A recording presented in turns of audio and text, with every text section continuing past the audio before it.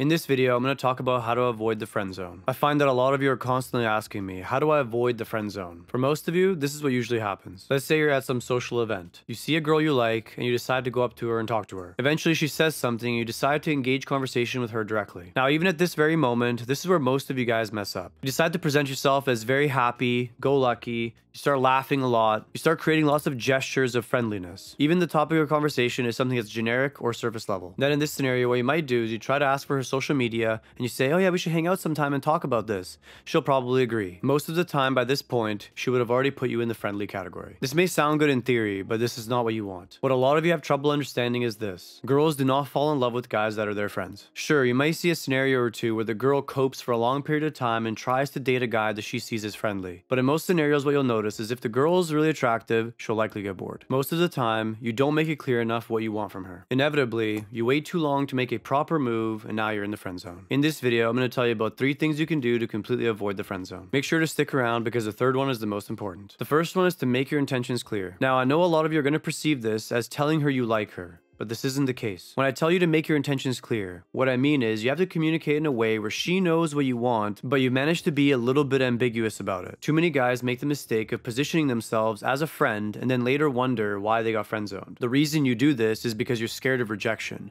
So what you do is you try to position yourself as a friend so you might be able to get a chance later. What you have to learn to do instead is to demonstrate that you're not interested in being friends. But you have to do this indirectly. Sometimes a direct approach can work. If a girl's extremely into you, if you go up to her and tell her you like her, she'll probably be flattered. In most scenarios though, a girl's not going to know 100% if she really likes you right away. For that reason, you have to present yourself in a way that you're interested in her, just not too interested. Let me give you an example. When you first start talking to her, don't be afraid to disagree with something she says. It's really easy to fall into the trap of killing them with kindness. But the reality is, being able to disagree with them can create feelings of attraction. Let's say she starts talking about how much she loves a football team. What a regular guy would do is look for a way to agree with anything she says. What you should do is look to disagree with her opinion. The reason you're doing this is you're trying to find a way to create some tension. Agreeing with someone is the socially safest thing you could possibly do. Men that women find super attractive are not afraid to disagree with what they say. By disagreeing with her, you're already setting the precedent that you're not going to be friends. Now, there's only 2 options left for her. She engages in flirting with you because you disagree with her, or she simply writes you off as a guy who she doesn't like because you disagree with her. What you'll find most of the time is the girl is going to engage with you on some level. Now you've created an opportunity to create some attraction. You see how even a subtle change can create an image that you're friendly versus a potential partner. Understand that your goal should always be to create tension. Don't be afraid to disagree with something. The purpose of creating tension is to create an air of flirtiness. If she has any interest in you, she's going to reciprocate this energy back towards you. Now you've essentially created a vibe, as they would call it. Now that you've set this vibe, you can now carry the conversation in a direction that you can get the results you want. This is the type of vibe that makes it clear to her they're interested in dating her, not being her friend. This ties in perfectly to the next thing you should do, which is to always keep things playful. Most of you guys keep failing to understand that you make a girl attracted through her emotions, not through logic. If the first conversation you have with the girl is some sort of debate regarding politics, money, work, weather, school, this is going to ensure that she stays extremely dry. There's nothing intriguing or emotional about these topics to women. She's typically not going to be interested in you if you try discussing philosophy with her in the first conversation. To start, you must always keep things playful. A small example of what you can do is ask her a question. Start with something basic like, who do you know here? From there, you want to listen to what she says, and eventually she'll give you something that she wants to talk a lot about. Typically, girls love to talk about people. So what you do is you start asking them about those people until they eventually say something that you could bite on. For example, let's say she says something slightly demeaning about one of her friends. You then engage play by making a statement like, oh wow, you're a pretty judgmental person. Her reaction will typically be playful, and now you can yo-yo that interaction back and forth. Once you've reached this point, now it's a little bit of a finesse to keep her in that state of play. If you do this correctly, you'll leave her feeling with a bunch of emotions that can lead to attraction. At the very least, you want her to be intrigued by you. That intrigue alone will be enough for you to get her number, and now you can move forward later on. You'll find it a lot easier to get a girl's social media or number after you've engaged in some form of play. At the very least, they'll give you a chance. From this point, you have to do what I always tell you. Wait 3 to 5 days,